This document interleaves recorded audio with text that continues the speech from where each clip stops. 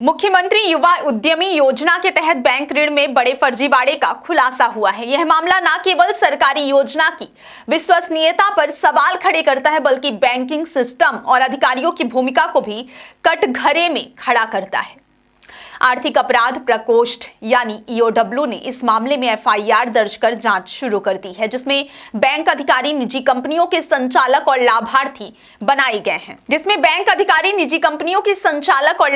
शामिल हैं। जानकारी के मुताबिक यह पूरा मामला सेंट्रल बैंक ऑफ इंडिया की मंडीदीप शाखा से जुड़ा है, जहां मुख्यमंत्री युवा उद्यमी योजना के अंतर्गत 72 लाख रुपए का बैंक ऋण स्वीकृत किया गया। यह ऋण एक 120 टन क्षमता की ट्रक माउंटेड क्रेन खरीदने के नाम पर दिया गया था, लेकिन जांच में सामने आया कि जिस क्रेन को खरीदे जाने का दावा किया गया वह पहले से ही एक्सिस बैंक में बंधक थी और इसके लिए किसी तरह की एनओसी नहीं ली गई।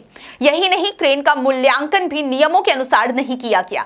ईओडब्ल्यू की जांच में यह भी खुलासा हुआ है कि सेंट्रल बैंक ऑफ इंडिया की मंडीदीप शाखा के तत्कालीन शाखा प्रबंधक और ऋण प्रभारी ने क्षेत्रीय कार्यालय की अनुमति के बिना ही यह बड़ा कर्ज स्वीकृत कर दिया। बैंकिंग नियमों के अनुसार इस तरह के बड़े ऋण के लिए उच्च स्तर की मंजूरी अनिवार्य होती है, लेकिन इस मामले में नियमों को ताक पर रख दिया गया है। इन्हीं गंभीर अनियमितताओं के आधार पर गुरुवार को ईओडब्ल्यू भोपाल ने एफआईआर दर्ज की है। इस केस में जिन लोगों को आरोपी बनाया गया है उनमें Vijaypal Singh Parihar, Gyanendra Singh, all cargo logistic limited के संचालक और सेंट्रल बैंक ऑफ इंडिया के संबंधित तत्कालीन अधिकारी शामिल हैं।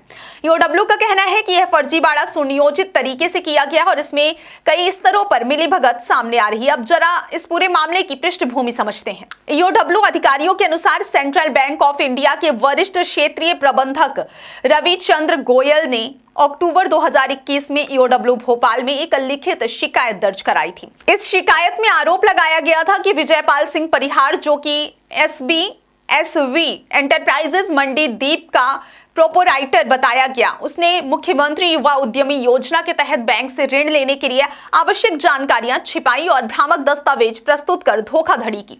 शिकायत की जांच के दौरान ईओडब्ल्यू को कई चौंकाने वाले तथ्य मिले। जांच में यह बात सही पाई गई कि योजना के अंतर्गत एसबी इंटरप्राइजेज नामक फर्म के नाम पर 72 लाख रुपए का ऋण स्वीकृत किया गया था। दस्तावेजों में इस फर्म का प्रोपोराइटर और लाभार्थी विजयपाल सिंह परिहार को बताया गया था। यह ऋण एक पुरानी ट्रक माउंटेड क्रेन खरीदने के लिए लिया गया, जिसकी कीमत 1 करोड़ रुपए दर्शाई गई थी। दस्तावेजों के मुताबिक इस सौदे में 72 लाख रुपए बैंक ऋण के रूप में और 28 लाख रुपए मार्जिन मनी के रूप में लाभार्थी द्वारा वहन किया जाना दिखाया गया। लेकिन जब बैंक ट्रांजैक्शन की जांच की गई तो मामला और भी संदिग्ध हो गया। जांच में सामने आया कि क्रेन की खरीदी के नाम पर बैंक से प्राप्त 72 लाख रुपए की राशि ऑल कार्गो समूह से जुड़े एक खाते में ट्रांसफर कर दी गई। यहाँ पर एक और गंभीर अनियमितता सामने आई। जिस क्रेन की खरीद दिखाई गई उसका registration all cargo movers India limited के नाम पर था, जबकि भुगतान ऑल कार्गो लॉजिस्टिक लिमिटेड के खाते में किया गया।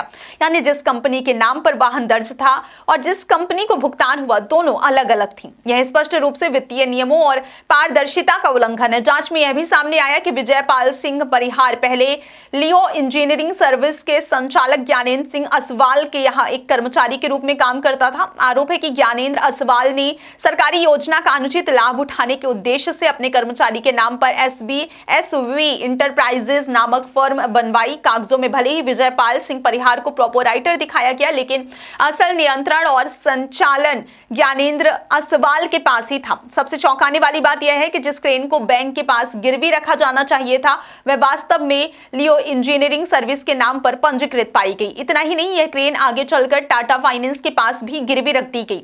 यानी एक ही क्रेन को अलग अलग वित्तीय संस्थानों के सामने अलग अलग तरीके से पेश किया गया, जो सीधे तौर पर धोखाधड़ी की श्रेणी में आता है। ईओडब्ल्यू की जांच में यह भी पता चला कि इस ऋण की किस्तें समय पर जमा नहीं की गई, जिसके चलते यह खाता वर्ष 2020 के अंत में एनपीए यानी नॉन परफॉर्मिंग स्टेट घोषित कर दिया गया। सवाल यह भी उठता है कि बैंक अधिकारियों ने बिना पूरी जांच पड़ताल और बिना उच्च अधिकारियों की अनुमति के इतना बड़ा ऋण कैसे स्वीकृत कर दिया। फिलहाल ईओडब्ल्यू ने इस मामले में एफआईआर दर्ज कर ली और जांच जारी है।